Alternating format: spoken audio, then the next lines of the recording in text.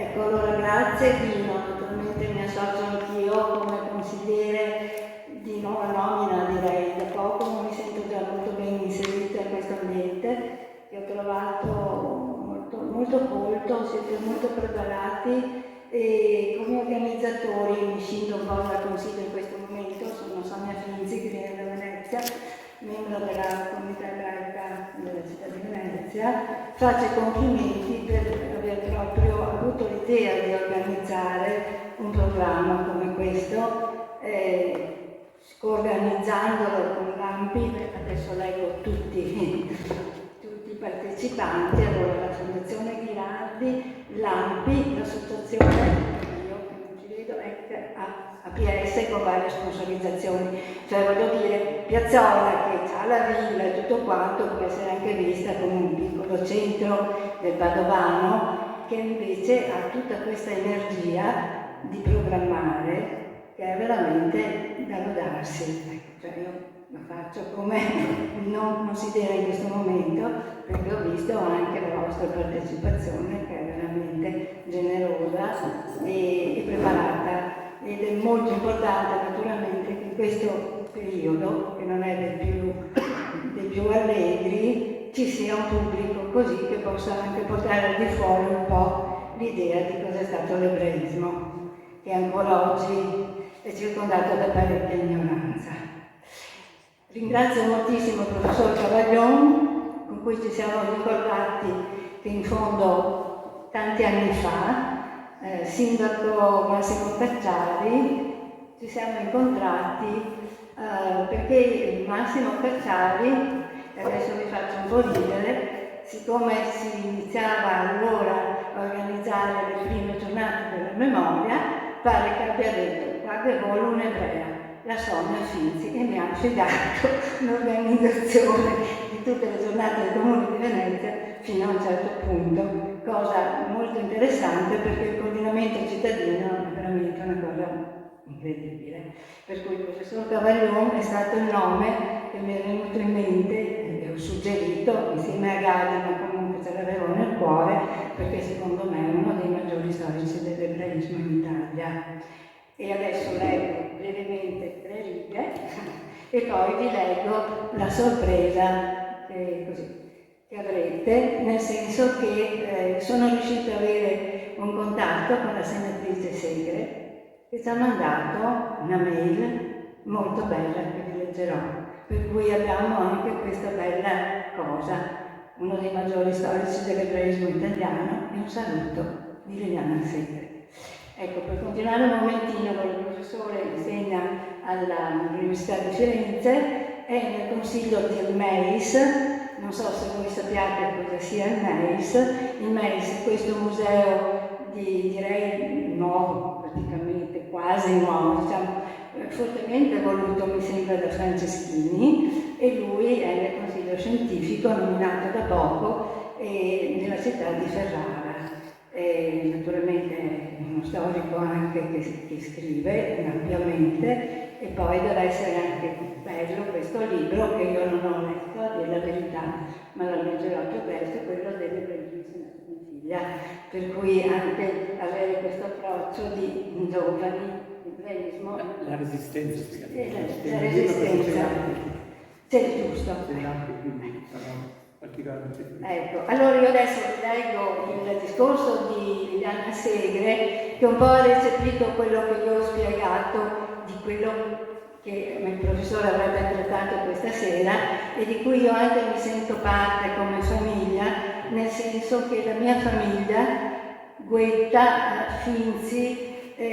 Guetta soprattutto, ha preso viva parte alla cultura veneziana nella fine dell'Ottocento e all'inizio del Novecento, per cui anche ho preso delle fotografie, ma non so se serviranno, di 2 posti dove nomi di ebrei della cultura importante dell'epoca appaiono, cioè il Museo Correr da una parte, la lapide della Fenice che è rimasta stranamente indenne, il Teatro La Fenice che è stato tutto bruciato come voi sapete, però la lapide penso che sia riuscita a sopravvivere, dove tra i fondatori del teatro, detti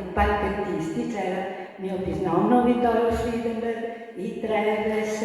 i Fenton Ravat, tutti i nomi dell'ebraismo che è veneziano, ma è anche un ebraismo di origini internazionali come tutti noi. Il professor Cavaglione ci spiegava prima che anche lui è legato alla Francia,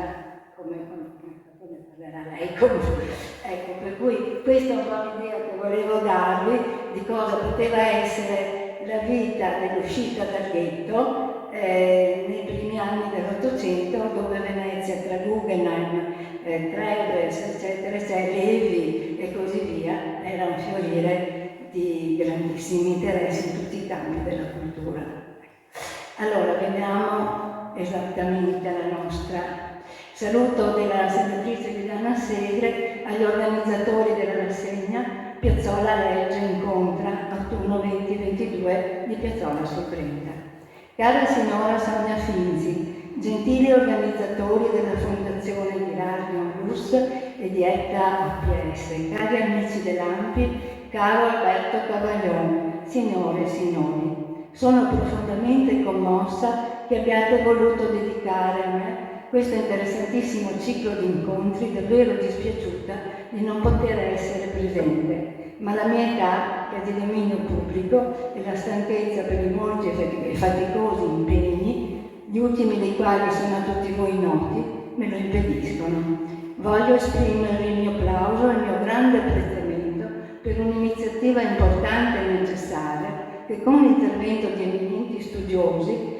apporta nuovi e preziosi tasselli alla conoscenza e alla consapevolezza del legame profondo e delle continue e quotidiane interconnessioni fra la vita degli ebrei d'Italia e quella dei loro concittadini, così evidenti nella vostra regione. Proprio in Veneto la presenza ebraica è stata particolarmente fiorente nei tanti secoli della Repubblica di San Marco, che ha compreso l'importanza di un'armonica coesistenza delle diverse comunità, introducendo leggi e decreti che andavano ben oltre i limiti della tolleranza in un'epoca di oscurantismo e persecuzioni in quasi tutta Europa,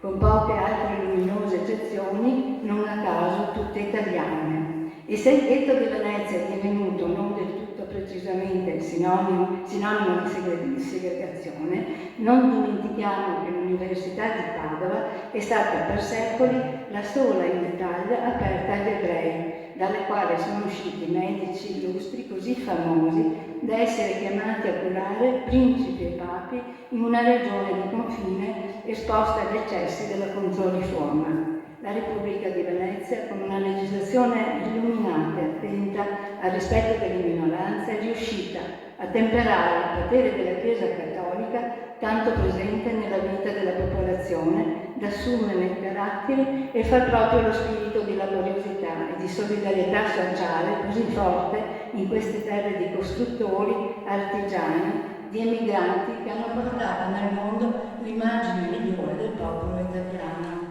E nei momenti bui della più recente persecuzione anti-ebraica, straordinaria è stata la generosa dedizione di persone di ogni ceto sociale, di appartenenti alle istituzioni civili e cattoliche, nonostante i rischi mortali, non hanno esitato a portare soccorso, nascondere e aiutare a fuggire gli ebrei trattati dalla barbarie nazifascista. Vedo in programma molto ricco ed originale, già dal primo incontro, che declina grandi eventi storici dell'8 e 900 attraverso figure dell'ebraismo veneziano che vi hanno avuto parti rilevanti, e poi il grande dibattito interno all'ebraismo combattuto anche nel nostro paese, fra osservanza rigorosa della tradizione ed apertura alla modernità, la storia millenaria delle tante comunità ebraiche che si è intersecata con le complesse vicende delle città e degli stati italiani, fino a focalizzarsi su vicende del vostro territorio come il bombardamento della ferrovia a Piazzolla sul Brenta, da cui passavano i convogli dei deportati. Ed infine le riflessioni sui tanti motivi che rendono non facile essere ebreo, per i dilemmi e le contraddizioni di chi è portatore di due identità e di due culture, oltre che per l'attitudine al dibattito interno e all'autocritica, così tipicamente ebraica.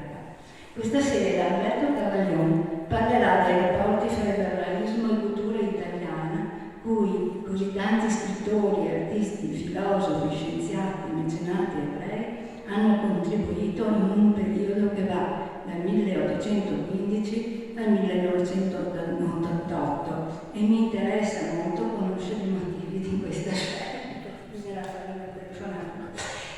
Il 1815 è l'anno del congresso di Vienna e l'inizio della restaurazione che per gli ebrei è segnato un ritorno al passato.